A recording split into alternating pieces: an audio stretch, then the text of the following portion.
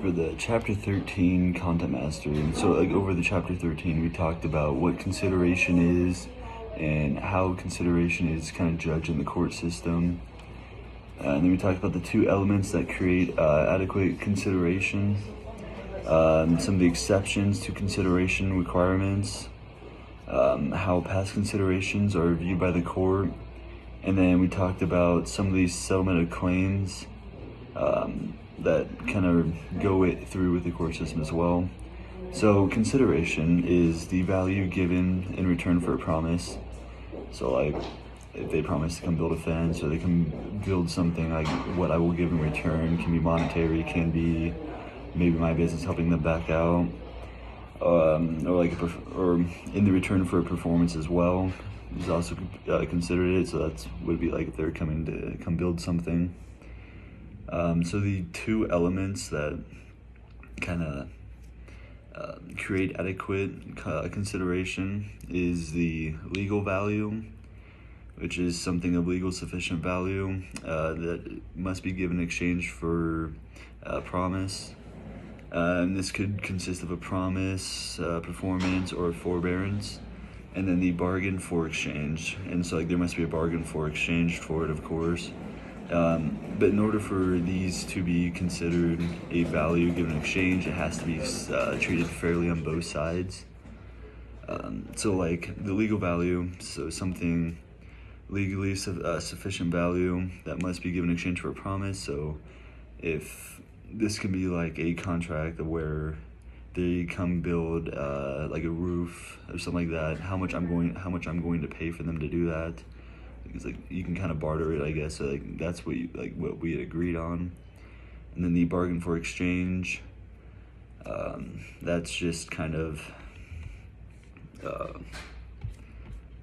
what you bargain for in order for them to come do that. So those are the two considerations for an adequate consideration. Now there's 3 exceptions to consideration requirement, and that can be a promise to make charitable acts, promise to pay debts that are barred by the statute of limitations, and then the promises that induce detrimental reliance under the doctrine of promissory estoppel. And that is when a person who's reasonably and substantially relied on the promise of another may be able to retain some measure of recovery. So if something doesn't quite go through where they're not able to like actually pay for it or something like that, so the person they kind of rely on has to they have to somehow pay for it. So they will go back and rely kind of back onto that. So they have to make sure that's working, I guess. Now the statute of limitations, that's when there's a certain time frame where you can get your money back. But in this case, the promise can be implied by a debtor if they acknowledge the barred debt makes a partial payment. So the debtor can even though it's past that time frame, the debtor still owes them money. So they the company or whatever can sue, but they have that certain time frame. But with this, because there's an agreement on it, they have to pay. And in some cases, they can make partial payments to make up for it, just so they're at least getting some recovery back for some of the relief that they had lent out. And then the charitable subscriptions. So these aren't actually considered legally sufficient.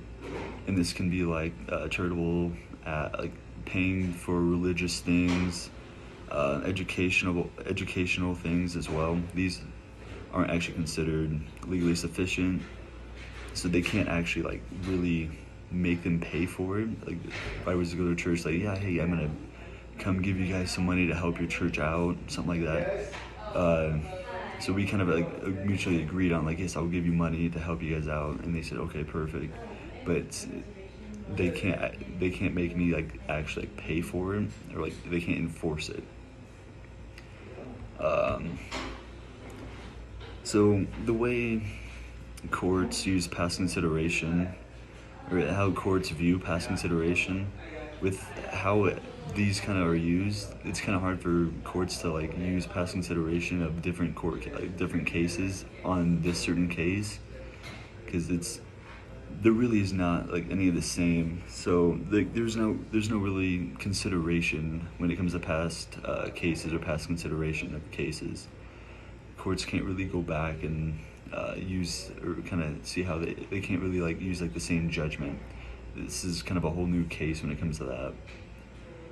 And then the settlement of claims, there's the accord and satisfaction.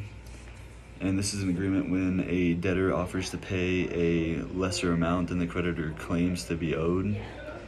So they're at least getting some compensation back, but they're not able to pay the full part of it. So they're having to settle on that claim of just getting partial, just so at least they're getting back some of the recovery. Then there's the release. That's when the party forfeits the rights to seek further recovery beyond the terms specified in the release. So that party really can't get anything back.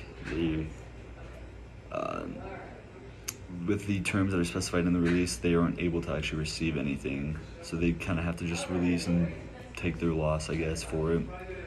And then the covenant not to sue, and that's an agreement not to sue on a present valid claim. So a company can't go and sue somebody because they weren't able to pay them back, or they weren't able to like pay the full amount. They have to make like their own. They have to make their own like partial, I guess, when it comes to that.